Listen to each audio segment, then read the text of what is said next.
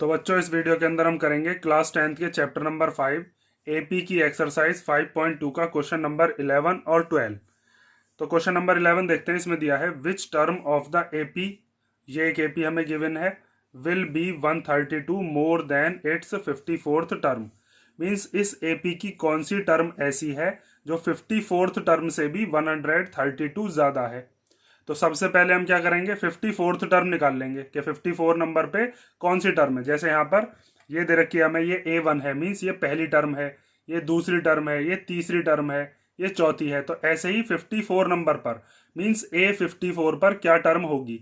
फिर वो जो A54 पर हमारे पास जो भी टर्म आएगी उसमें हम 132 प्लस कर देंगे, तो हमें ये पता चल जाएगा कि हमें किस नंबर की टर्म को देखना है। फिर हम उसका नंबर निकाल लेंगे, कौन सा नंबर है वो।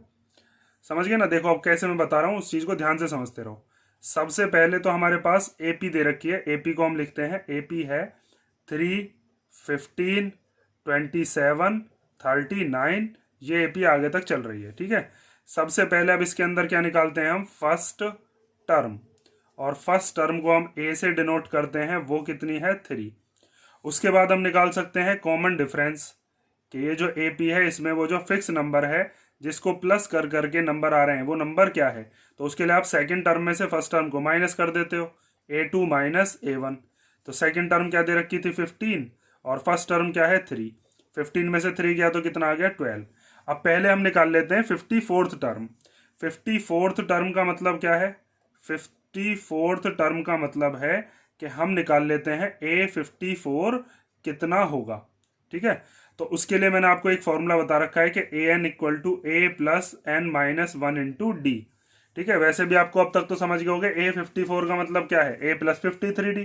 तो वो कैसे आता है, यहाँ पर ये जो दे रखा है ये n ही तो है। जैसे यहाँ पर an है तो A54, तो हम यहाँ पर a प्लस एन की जगह पर क्या रख देंगे, 54 माइनस 1 इंटू डी। तो यहाँ पर आप 54 में से जब 1 को माइनस करोगे तो कितना आ जाएगा, 53, ठीक है। डायरेक्ट भी हम लिख सकते थे A54 equal to a plus 53d। अब आपके पास ए और डी की वैल्यूज हैं क्वेश्चन के अंदर, तो उनको रख दो बस यहाँ पर। तो A54 इक्वल टू ए की जगह पर क्या रख देंगे, 3, तो ये 3 आ गया। फिर 53 और डी की जगह पर क्या रख देंगे, 12। अब A54 इक्वल टू 3 तो एज इट इज लिख लेंगे, पहले इसकी मल्टीप्लाई करो, 12 3 जा 36 का 6 कैरी 3। उसके बाद 12 5 जा 60 और 3 63। इन दोनों को प्लस कर लो तो A54 कितना आया, A54 इक्वल टू आया 3 और 6 हो गए 9। फिर ये वाला 3 एज इट इज और ये वाला 6 एज इट इज। मतलब ये जो हमें एपी गिवन थी, इस एपी में 639 54th टर्म है। 54 में नंबर पर क्या आ रहा होगा, 639। लेकिन इसने कहा है कि 639 से भी 132 ज्यादा अगर हम कर दें तो वो कौन से नंबर की टर्म होगी, विच टर्म, ठीक है। तो अब आपको क्या करना है, आपको निकालना है कि वो ए एन क्या है। वो है हमारे पास 639 और प्लस 132। मतलब ये जो एन है ये तो हमें फाइंड आउट करना है। हमें दे रखा है कि A54 से भी वो 132 ज्यादा है, तो A54 की वैल्यू हमने यहाँ पर रख दी। तो ए एन इक्वल टू क्या आ गया, इनको प्लस कर लो, 2 और 9 11 का 1 कैरी 1, 3 और 1 4, 4 और 3 हो गया 7, और फिर 1 और 6 भी कितना हो गया, 7। तो ये 771 भी इसी एपी के अंदर आ रहा होगा। जैसे यहाँ पर A54 क्या आया है, A54 आया है आपका 639। तो इस एपी को जैसे अब जब हम आगे तक बढ़ाते रहेंगे तो किसी नंबर पर 771 भी आएगा। तो वो किस नंबर पे आएगा, वो नंबर हमें फाइंड आउट करके बताना है। तो अब आपको क्या करना है, यही वाला फॉर्मूला लगाना है, an equal to a plus n minus 1 into d. A n की जगह पर क्या रख देंगे इस बार, 771, जिसका हमें पता करना है कि कौन से नंबर पर है, ठीक है।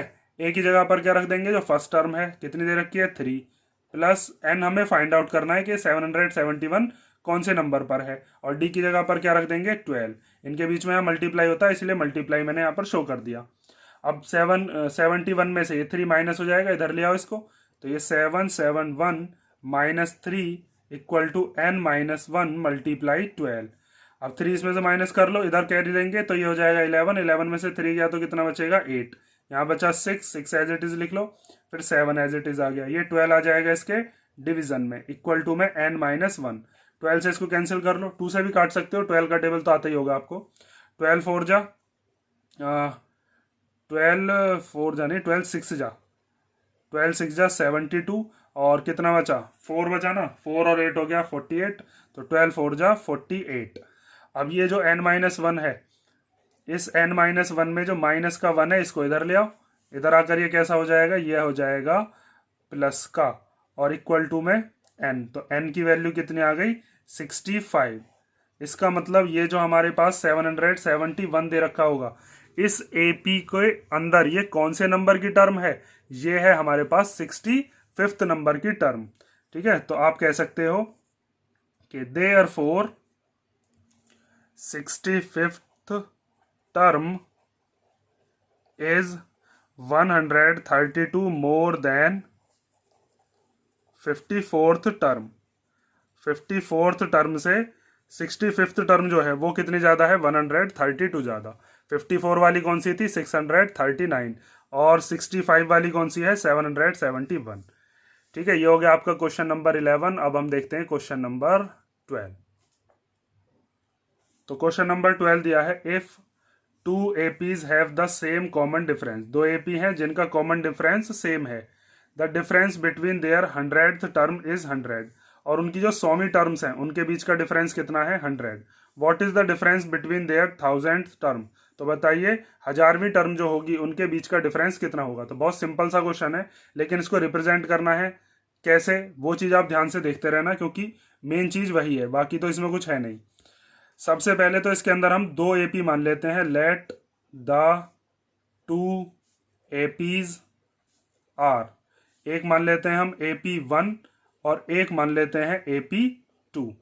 ठीक है, तो सबसे पहले हमने मान ली AP1, वो इस तरीके से मानी है कि मान लीजिए उसका पहला टर्म जो है वो A1, दूसरी A2, तीसरी A3, फिर उसके बाद A4, ऐसे करके आगे तक चलेंगे तो फिर कहीं पर क्या आएगा, A100 आएगा, फिर आगे और आगे बढ़ते रहेंगे तो क्या आएगा, A1000 भी आ जाएगा उसके अंदर। ठीक है, जैसे 5 फिर 6 7 8 ऐसे चलता रहेगा आगे तक।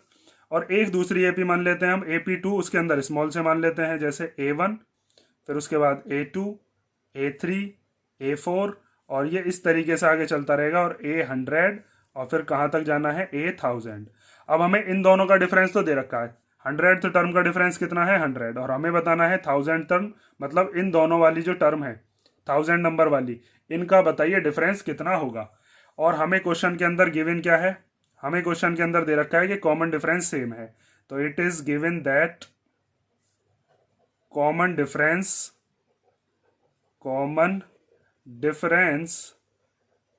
Of 2 APs are same. ठीक है, दोनों के कॉमन डिफरेंस सेम दे रखे हैं। अब आगे देखो, अब हमें क्या दे रखा है, इसका यूज करते हैं हम। हमें दे रखा है 100th टर्म जो है उनका डिफरेंस कितना है 100, तो हम ये कह सकते हैं कि इसकी जो टर्म है A100 और इसकी जो 100th टर्म है कितनी है A100, ये कैपिटल से माना है या स्मॉल से, इन दोनों का जो डिफरेंस है वो कितना है 100। तो A100 को आप क्या लिख सकते हो, A+99D। भाई मैंने ये चीज़ आपको बताई है ना, अभी तक हमने कितने भी क्वेश्चन किए थे, जैसे अभी पिछला भी क्वेश्चन किया है हमने, जैसे A54 होता है तो उसको हम क्या लिख सकते हैं, उसको हम लिख लेते हैं A+53D। यहाँ पर जो भी नंबर होता है उसमें से एक नंबर कम कर देते हैं हम। ठीक है, इस वाले फॉर्मूले में n की जगह पर जो भी नंबर रखोगे 1 माइनस होता है उसमें से। तो ऐसे यहाँ पर अगर इस A100 में से अगर आपको इसकी वैल्यू निकालनी है तो आप इसको क्या लिख सकते हो, A+99D। ठीक है, और यहां पर इस वाले को क्या लिख सकते हैं हम, A+99D, इसको भी ऐसे लिख सकते हैं। अब ये वाली जो AP है हमने कैपिटल लेटर्स में मानी थी, इसीलिए जो इसका पहला वाला जो टर्म है वो A1 है, यहाँ पर A ही लिखा हुआ है ना, A मानो या A1 मानो, बात एक ही है। ऐसी AP2 जो है इसके अभी कितना है, यहाँ पर पहली जो टर्म है वो A1 है, यहाँ पर A1 ही तो लिख रहा है, इसके आगे यहाँ पर 1 मान सकते हो। लेकिन दोनों तरफ देखो मैंने जो D है वो एक जैसी माने, यहाँ पर भी स्मॉल यहाँ पर भी, क्योंकि क्वेश्चन में इसने बताया कि दोनों जो APs हैं उनका कॉमन डिफरेंस तो सेम ही है, तो मैंने D को अलग अलग नहीं माना कि कैपिटल मानू और स्मॉल मानू, वो सेम ही मान लिया। ठीक है, क्योंकि क्वेश्चन के अंदर ये इन्फॉर्मेशन दे रखी थी, फर्स्ट टर्म के बारे में हमें पता ही नहीं है तो वो हमने इसलिए अलग अलग मानी। अब इस माइनस को अंदर ले जाओ तो ये हो जाएगा A+99D minus A-99D equal to 100। अब यहाँ पर आप प्लस के 99D से माइनस का 99D जो है इसको काट सकते हो, क्योंकि दोनों बिल्कुल सेम है और वेरिएबल भी सेम है। अब यहाँ पर a माइनस ए, ये कैपिटल है, स्मॉल है, इसको मत काट देना, इक्वल टू क्या आ गया 100। इसका मतलब जो पहली टर्म है ना, पहली टर्म का डिफरेंस भी 100 है। भाई ये ए क्या है, ये इसकी पहली टर्म है, ये वाला ए क्या है, ये इसकी पहली टर्म है। तो पहली टर्म का भी डिफरेंस 100 और 100वीं टर्म का भी डिफरेंस 100, तो क्या 1000 वाली का भी 100 ही आएगा? चेक कर लेते हैं। तो देखो अब नाउ हमें निकालना है कि A1000 माइनस A1000 क्या आएगा। तो A1000 को आप क्या लिख सकते हो, A प्लस 999D, जो भी यहाँ पर नंबर होता है उससे डिफरेंस में एक नंबर कम करके लिख दिया करो, माइनस A1000 को इसको भी क्या लिख सकते हैं, A प्लस 999D। अब माइनस अंदर ले जाओ, तो माइनस जब अंदर जाएगा तो अंदर जाकर क्या कर देगा, साइन चेंज, ये A हो जाएगा माइनस का, और फिर माइनस ये 999D, ये प्लस का 999D, ये माइनस का 999D, यहाँ से क्या बचा बस A माइनस A। मतलब 1000 टर्म्स का भी जो डिफरेंस है वो फर्स्ट टर्म्स के डिफरेंस के ही इक्वल है, जो कि हम यहाँ पर निकाल चुके हैं। तो आप इसको लिख सकते हो कि फ्रॉम, मान लीजिए ये फर्स्ट इक्वेशन है, फ्रॉम इक्वेशन फर्स्ट हम ये कह सकते हैं कि A माइनस A किसके इक्वल आ गया, वो आ गया हमारा 100 के इक्वल। मीन्स इसके अंदर ये ऐसी दो AP दे रखी हैं कि जिसमें पहली टर्म का भी डिफरेंस 100 है, 100वीं टर्म का भी डिफरेंस 100 है, 1000वीं टर्म का भी डिफरेंस 100 है। मतलब ये पूरी की पूरी AP जो है 100 का डिफरेंस है। जैसे देखो मैं 1 मिनट के लिए आपको बता देता हूँ कि ये AP किस तरीके की होगी। जैसे मान लीजिए यहाँ पर एक नंबर है 101, ठीक है, यहाँ पर क्या है 201, यहाँ पर क्या है 102, 103, 104, इस तरीके से चल रहे होंगे, और यहाँ पर क्या आ जाएगा, मान लीजिए 200 आ गया, ठीक है। तो और यहाँ पर क्या आ रहा होगा फिर 202, 203, 204, और यहाँ पर क्या और आ रहा होगा 300। तो देखो इन दोनों का डिफरेंस कितना, 100, इनका भी डिफरेंस 100, इनका भी 100, इनका भी 100, पूरी की पूरी AP में हर जगह पर इनका डिफरेंस कैसा रहने वाला 100। यहाँ पर ये 200 है और यहाँ 300, तो इन दोनों का डिफरेंस भी कितना होगा 100। ये पूरी की पूरी इसी तरीके से AP दे रखी है, ठीक है, ये चीज़ समझ गए ना। अब ये हो गया आपका क्वेश्चन नंबर 12, और नेक्स्ट क्वेश्चन जो हैं 13, 14 जो भी हैं, जितने भी क्वेश्चन हो पाएंगे वो नेक्स्ट वीडियो में देखेंगे हम, और इन्हें आप कर लो। इसमें कोई डाउट हो तो बता देना, कमेंट कर देना।